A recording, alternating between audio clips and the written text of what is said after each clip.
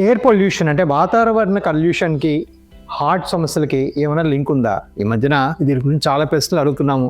చాలా మంది డౌట్ పడుతున్నారు. నేను పొద్దున పూట చల్లగాల్లో నడిచినప్పుడు మా తెలిసిన వాళ్ళకి హార్ట్ అటాక్ వచ్చింది, లేదంటే నైట్ పూట అన్నం తిన్న తర్వాత మనం అట్లా పచ్చిలో నడుస్తుంటే బాగా చల్లగాలి, బాగా వింటర్ సీజన్లో మా తెలిసిన వాళ్ళకి గుండె నొప్పి వచ్చింది. ఇట్లాగా చాలామంది కంప్లైంట్స్ చెప్తున్నారు. దీనిలో ఏమైనా నిజముందా?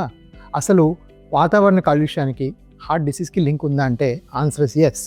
సో AQI అబౌట్ 250 అంటే ఎయిర్ క్వాలిటీ ఇండెక్స్ 250కి మించి ఉన్నప్పుడు, లేదా పర్టికులేట్ మ్యాటర్ అంటే చిన్న పార్టికల్స్ 2.5 కన్నా ఎక్కువ ఉన్నప్పుడు ఏంటంటే మనకి ఏమవుతుందంటే బాడీలో స్ట్రెస్ పెరుగుతుంది, బాడీలో ఫ్రీ రాడికల్ ప్రొడక్షన్ వస్తుంది, బాడీలో ఆక్సిడేటివ్ రెసిడ్యూల్ పెరిగి ఫ్రీ రాడికల్ ప్రొడక్షన్ వచ్చి సడన్గా ఈ గుండెలో చిన్న కొవ్వు పదార్థాలు బర్స్ట్ అయ్యి బ్లాక్ అవుతుంది. కొవ్వు పదార్థాలు బర్స్ట్ అయ్యి బ్లాక్ అయ్యేదాన్ని మయోకార్డియల్ ఇన్ఫాక్షన్ లేదా హార్ట్ అటాక్ అంటారు. సో ఈ ఫ్రీ రాడికల్ ప్రొడక్షన్, ఈ ఆక్సిడేటివ్ స్ట్రెస్ అనేది బాగా ఈ పొల్యూటెడ్ అట్మాస్ఫియర్లో పెరుగుతుంది. అదే కాకుండా పొల్యూటెడ్ అట్మాస్ఫియర్ ఉన్నప్పుడు హైపర్ టెన్షన్ అంటే బీపీ పెరిగే అవకాశం ఉంటుంది.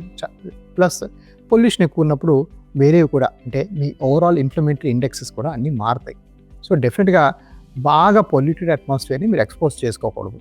ఫర్ ఎగ్జాంపుల్ బాగా పీక్ పొల్యూషన్లో వాకింగ్ వెళ్ళటం, ఫర్ ఎగ్జాంపుల్ చూడటానికి అంత మబ్బు కమ్మేసి అసలు పొల్యూటెడ్ స్మాగ్ కనబడుతున్నప్పుడు మీ ఢిల్లీ లాంటి ప్రదేశాల్లో వాకింగ్ బాగా ఫాస్ట్గా చేస్తే ఇంకా ఎక్కువ ఈ పార్టికల్స్ని మీరు ఊపిరిలోకి తీసుకొని ఇంకా ఎక్కువ సమస్యలు వాటిల్లే అవకాశం ఉంటుంది. ఒకటి. రెండోది, మన ఇంట్లో కూడా చలిమంటలు వేసుకోవటం, లేదంటే అగరబత్తీలు బాగా 20-15 వెలిగించడం, వీటి వల్ల కూడా ఆ పార్టికల్ మ్యాటర్ మనం చాలా ఇన్హేల్ చేస్తాం. సో వాతావరణ కాలుష్యం మనకు చాలా పెద్ద ప్రాబ్లం ఇండియాలో, అండ్ దానివల్ల చాలా సమస్యలు వాడుతున్నాయి, అండ్ దానికి హార్ట్ డిసీజ్కి క్లోజ్ రిలేషన్షిప్ ఉంది. అట్మాస్ఫిరిక్ పొల్యూషన్కి హార్ట్ డిసీజ్కి ఈ క్లోజ్ లింక్ అని మీకు నచ్చితే నా ఛానల్ లైక్ చేయడం కానీ సబ్స్క్రైబ్ చేయడం కానీ చేయండి. నేను మీ డాక్టర్ రాజా. ఇలాంటి వండర్ఫుల్ మెడికల్ ఫ్యాక్ట్స్ మీకు చాలా చెప్తాను.